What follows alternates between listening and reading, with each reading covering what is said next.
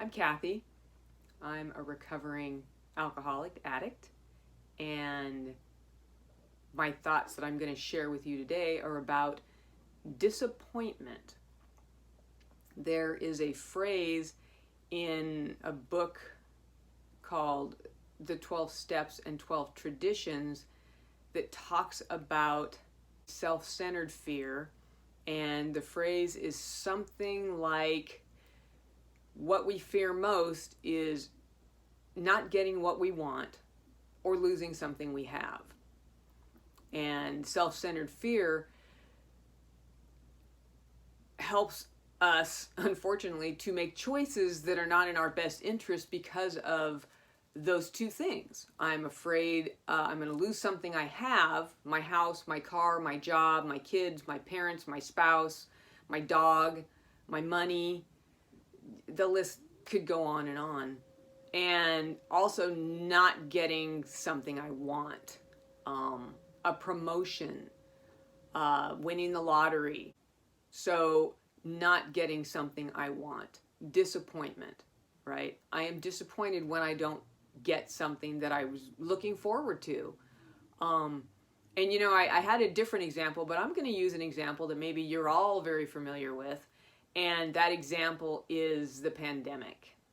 The pandemic happened 2 weeks before my 55th birthday. Now, you probably all had things you had planned to: concerts, banquets, birthdays, weddings. The list again goes on and on about what we were looking forward to, right? And what I was looking forward to was an AA banquet of women, the first one I was ever going to go to. They're really hard to find, and I wanted to go to that, right? I also had my birthday plans for my own belly button birthday, we call that, or natal birthday for people who have a problem with the word belly button, and some other events around that, a museum visit with my parents. And when the pandemic hit, obviously I was very excited about the things that I had planned, and I really was disappointed when everything shut down. And disappointed may seem to some of you like a smaller word than what you actually felt, but I'm going to use that as my example because of where it leads. There are two avenues that we can take when we feel disappointment. And one of them goes down a dark road, and one of them goes down a lighter road. So the dark road is self-pity. I felt sorry for myself. It's not fair. Why does this always happen to me? And it doesn't always happen. Pandemics aren't like a thing that happen every once in a while. But not getting something I wanted is something that happens often. And I will tell you that up until the pandemic, every time I didn't get something I wanted, I went into self-pity. I blamed others. I was angry. I allowed my behavior, not getting something I wanted, to translate into being short-tempered and getting mad at people close to me and just having an all-around generally bad attitude. Maybe that didn't happen to you. Maybe that doesn't happen to you, and you go to the light side, right? Dark side, light side of gratitude. Man, I didn't get what I wanted, but I'm probably going to get something better. Or maybe there was a reason that I didn't get that thing I wanted. Or I can do that thing later, postponement, right? But I didn't go there. I was all about, it's not fair, why me? And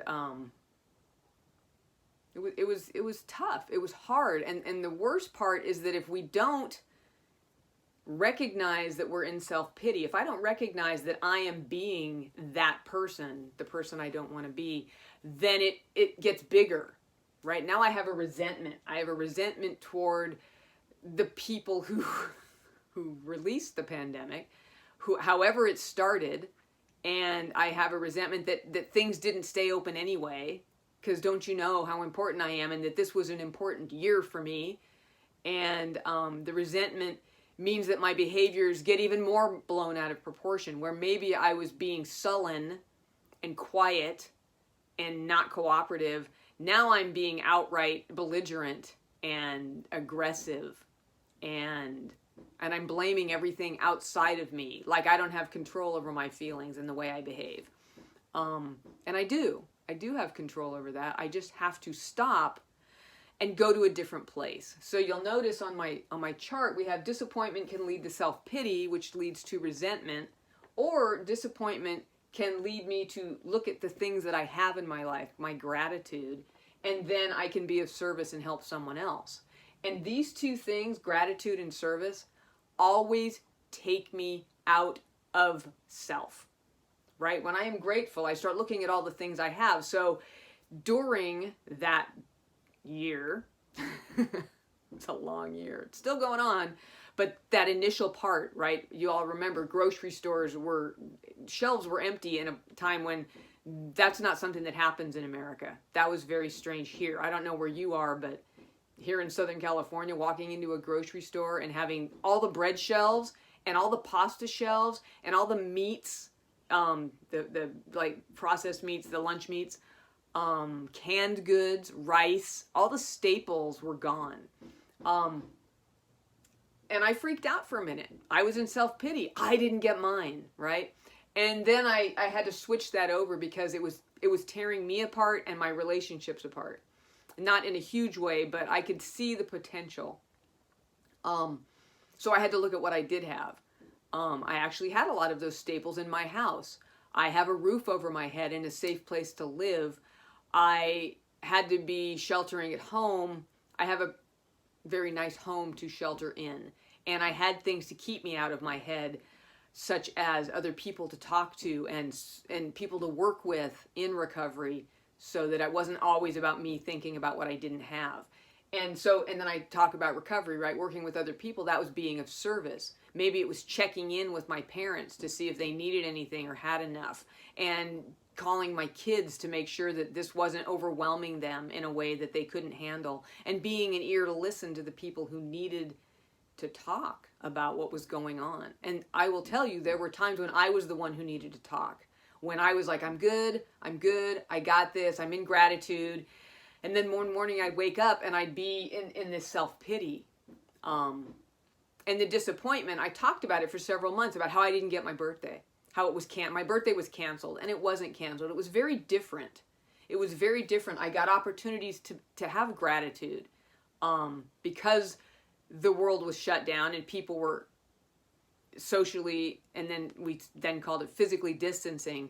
Cards showed up in my mailbox. Packages showed up at my front gate. I didn't expect any of that, and it was wonderful. Phone calls. I got a lot of phone calls. So my birthday wasn't canceled. It was different. It wasn't what I planned. And disappointment starts off like that. It starts off with me either losing something I have or not getting something I want. And again, disappointment is a kind of a broad term for what we're talking about. But that's how I see it, that I have two ways to go. I can go to self-pity and feel sorry for myself, which eventually will lead to resentment. Or I can go to gratitude and service. Now, if you get into self-pity and you recognize it, like, oh, I'm doing the poor me shit, there's a way out. And it's this arrow right here. We go from self-pity to gratitude and then to service. If I'm in self-pity and I'm doing poor me, eventually it's going to be pour me another drink, or we have dispensaries here and I can just wander into one of those. And I can't afford to do that. I won't do that. And so I need another alternative. So my alternative is back to gratitude. Every morning I write in my habit tracker what I'm grateful for from the last 24 hours. So I think about the day before me, yesterday, and I think of all the things that brought me joy or smiles or just made me really glad to be alive. And I write them down. Usually it's 5, sometimes it's more. And then I call someone in program, or I call someone not in program. I just call someone. I reach out to people. Now I'm being of service. Maybe I go to a meeting. If I end up going from self-pity into resentment, where now I'm being an asshole, I will tell you when I know I'm in resentment. When I start to swear, when I'm dropping the F-bomb in every sentence.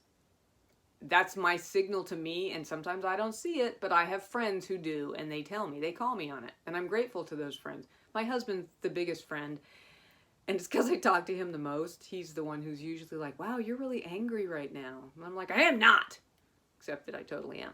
So I have to identify my part in the resentment. Why is it that I'm getting mad? Now, when we go back to the beginning of the pandemic and my birthday, my part in it was that I had an expectation. I expected things to go my way, which is usually what gets me into trouble. When I have an expectation and it doesn't happen and I get mad, that's because I put a value on something that it's out of my control. And that's usually what it comes back to for me. I usually get a resentment when the thing I want is out of my control.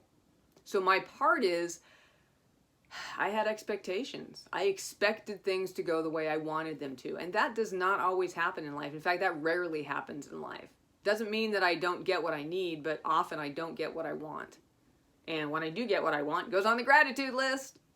But during the pandemic, I didn't get the great dinner with a bunch of women who I've been growing up with in sobriety, and getting to listen to a great speaker and have a delicious meal and wear the pretty dress that I'd gone out and purchased just for the birthday weekend.